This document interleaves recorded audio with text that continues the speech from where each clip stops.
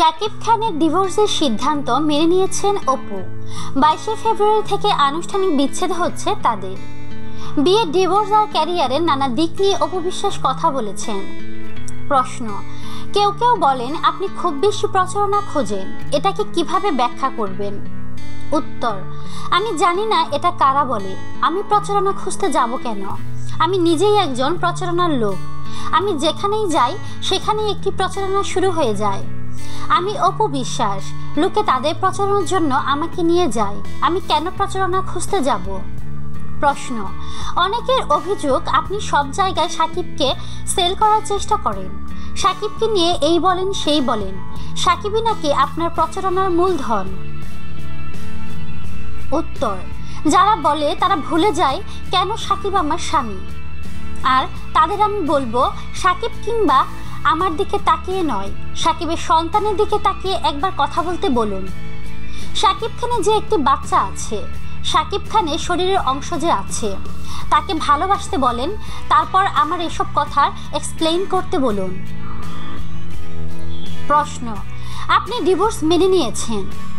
22 তারিখ আপনাদের আনুষ্ঠানিকভাবে ডিভোর্স কার্যকর হয়ে যাবে। উত্তর, আসলে আমার মেনে নেওয়া ছাড়া আর কোনো উপায় নেই। আমি অনেক চেষ্টা করেছি শাকিবের সঙ্গে সংসার করতে। বারবার চেষ্টা করার পরও ব্যর্থ হয়েছি। এমনকি সিটি কর্পোরেশনের সালিশে গিয়েও বলেছি আমি শাকিবের সংসার করতে চাই, কিন্তু কিছু হয়নি। প্রশ্ন, কেন ভাঙলো এত বছরের সংসার? উত্তর, আসলে এখন আর বলতে দ্বিধা নেই যে আমার সন্তান জয়ের কারণেই সংসার ভেঙেছে। এই সত্য এখন বাংলাদেশের মানুষ জানে। শাকিব কখনো চায়নি আমার সন্তানের জন্ম হোক।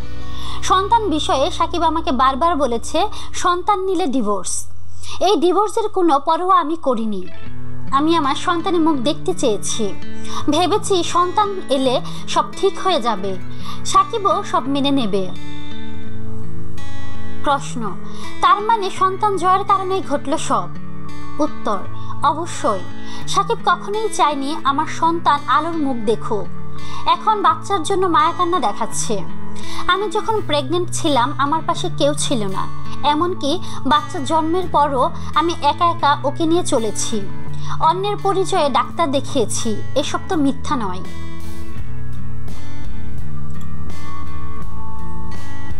প্রশ্ন, শাকিব বলেছেন আপনি সবার কাছে তাকে ছোট করেছেন।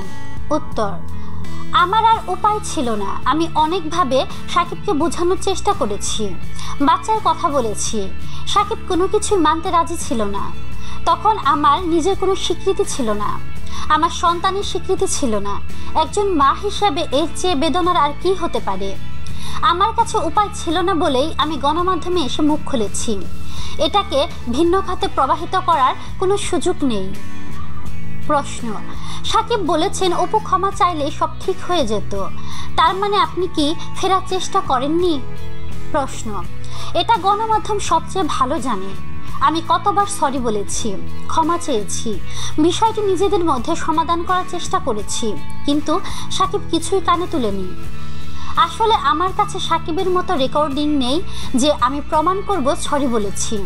শুধু বলতে চাই আমি বরাবরই শাকিবের স্ত্রী থাকতে চেয়েছি। সবকিছু ঊর্ধ্বে ও আমার সন্তান জয়ের বাবা। এই সত্যকে কোনোভাবে মোছার সুযোগ নেই। প্রশ্ন, এখন যদি শাকিব ফিরতে চান তাহলে আপনি কি করবেন? উত্তর, ও মা, আমার বাচ্চা আছে না, ও বাচ্চার বাবা না, গ্রহণ করা না করার কি আছে? যা হওয়ার তা তো বাচ্চার সঙ্গে গ্রহণ হয়েই গেছে। যেখানে বাচ্চা থাকে সেখানে গ্রহণ করার না করার কথা আসে। বাচ্চাটা কার? বড় হয়ে কার পরিচয় দেবে? কার আদর থেকেও বঞ্চিত হচ্ছে? আমি সবসময় আমার বাচ্চাকে প্রাধান্য দিই, কারণ আমার জীবনে যা অর্জন হয়েছে তা অনেক। আর শাকিবকে আমি কখনোই অস্বীকার করিনি, করতে চাইও না। প্রশ্ন, একাধিক নতুন ছবিতে চুক্তিবদ্ধ হয়েছেন। আপনি বলেছিলেন ফিট না হয়ে ফিরবেন না। এখন কি নিজেকে ফিট মনে করছেন? উত্তর, না, আমি এখনো ফিট নই। ইনফ্যাক্ট আমার পরিচালকরাও আরও 1.5-2 মাস পর থেকে কাজ শুরু করবেন। আমি সত্যি দর্শকদের হতাশ করতে চাই না। নিজেকে শতভাগ তৈরি করার পরই পর্দায় ফিরব। প্রশ্ন, কতগুলো ছবি হাতে আছে? উত্তর, ওপারের চন্দ্রাবতী নামে ছবিটির মহরত হলো সেদিন। চ্যানেল আয়ে 2টি ছবি করছি আর টিভির শ্বশুরবাড়ি জিন্দাবাদ 2 এর জন্য চুক্তিবদ্ধ হয়েছে।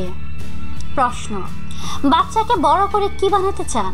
উত্তর, না এমন কোনো স্বপ্ন এখনো দেখিনি, তবে এরকম ইচ্ছা আছে আল্লাহ যেন আমাকে সেই তৌফিক দান করেন, আমি যেন ওকে মানুষের মতো মানুষ করতে পারি, যে মানুষটা আমার শ্বশুর শাশুড়ি সাকিবকে করতে পারেননি। আমি যদি আমার বাচ্চাকে সেরকম মানুষ না করতে পারি, আল্লাহ যেন আমাকে ওই দিনই পৃথিবী থেকে উঠিয়ে নেন। আমি একটি কমিটমেন্ট করেছিলাম, তা রাখতে পারিনি, আল্লাহ যেন আমাকে উঠিয়ে নেন, না হলে আমি নিজে আত্মহত্যা করব।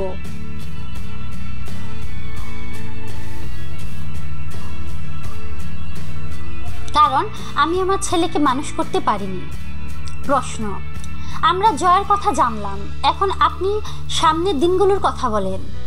উত্তর, যেহেতু আমি বেশ কিছু সিনেমা সাইন করে ফেলেছি, আসলে প্রতিটি মানুষকে পৃথিবীতে বেঁচে থাকতে হলে বাঁচতে হয়, আর বাঁচার মূল মন্ত্র হচ্ছে নিজের পরিবার। নিজের পরিবারের মধ্যে জয় আছে, এটা তো সবাই জানেন। জয় ছাড়া আমার কিছুই নেই। জয়ের জন্য আমি সব ধরনের আত্মত্যাগ করতে রাজি আছি। এর পরের দিকটি হলো, আমি তো আসলে পড়াশোনায় খুব একটা এগোতে পারিনি, যেমন ডাক্তার, উকিল, প্রকৌশলী হতে পারিনি, কিছু হতে পারিনি, তাতে কি? শিক্ষাটা যদি থাকতো অবশ্যই আমি আমার পেশায় ফিরে যেতাম। যেহেতু আমি শিখেছি অভিনয়, শিখেছি আমি নাচ গান, অভিনয় করার পেশায় হয়ে গেছে। অভিনয় আমার পেশায় হয়ে গেছে, তাই আমি এই পেশাটাকে ভালোবাসি। সবকিছু মিলে আমি এখানেই অভিনয় সুখে থাকতে চাই।